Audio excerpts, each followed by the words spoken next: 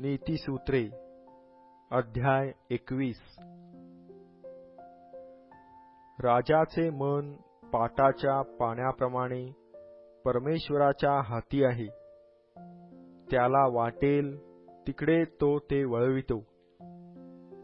मनुष्याचे सर्व मार्ग त्याच्या दृष्टीने नीट आहेत, पण अंतःकरणे तोलून पाहणारा परमेश्वर आहे.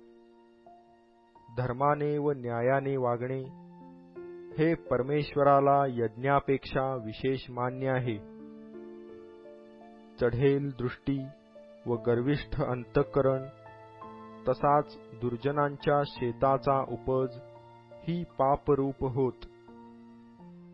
उद्योग याचे विचार समृद्धी करणारे असतात. जो कोणी उतावळी करीतो तो दारिद्र्याकडे धाव घेतो.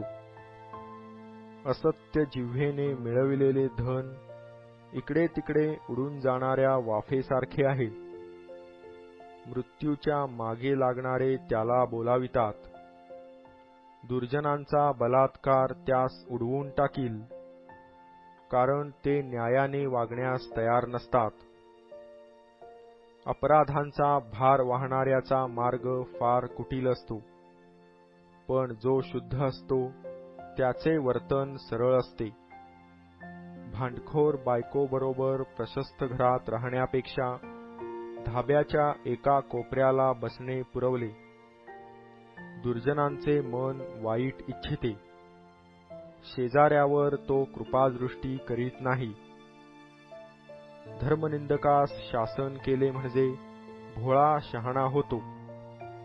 सुज्ञास शिक्षण दिले म्हणजे तो ज्ञान पावतो. न्यायी परमेश्वर दुर्जनाच्या घराकडे लक्ष देतो. तो दुर्जनांना विपत्तीत पाडितो. गरिबाची आरोळी ऐकून जो कानात बोटे घालितो तोही आरोळी करील, पण कोणी ऐकणार नाही. एकांती दिलेली देणगी राग शमविते. पदरात झाकिलेली लाच तीव्र कोप शमविते. न्याय झाल्याने धार्मिकाला आनंद होतो, पण अधर्म करणाऱ्यांचा त्यामुळे नाश होतो. ज्ञानपथापासून जो बहकतो त्याला मेलेल्यांच्या मंडळीत विश्रांती मिळेल. ज्याला ख्याली खुशाली आवडते तो दरिद्री होतो. ज्याला द्राक्षारसाचा व सुगंधी तेलाचा शोक आहे तो धनवान होत नाही. धार्मिकाची खंडणी दुर्जन आणि सरळांचा मोबदला विश्वासघातकी असतो. भांडखोर बायकोजवळ राहून संताप करून घ्यावा त्यापेक्षा अरण्यवास पुरवला.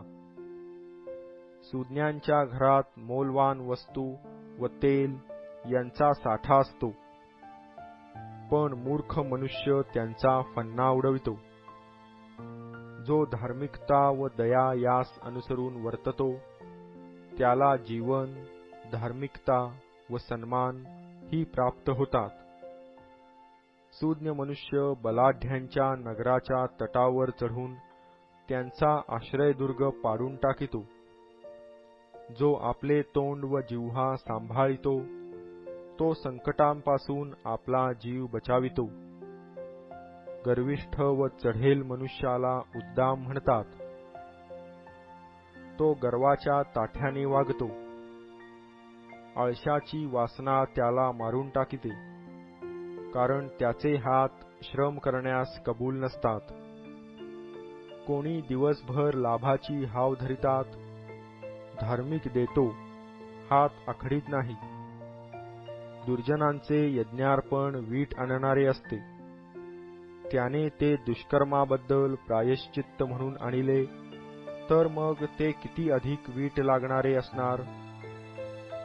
खोटा साक्षी नाश पावतो, पण जो ऐकल्याप्रमाणे सांगतो त्याच्या सांगण्याला कोणी हरकत घेत नाही.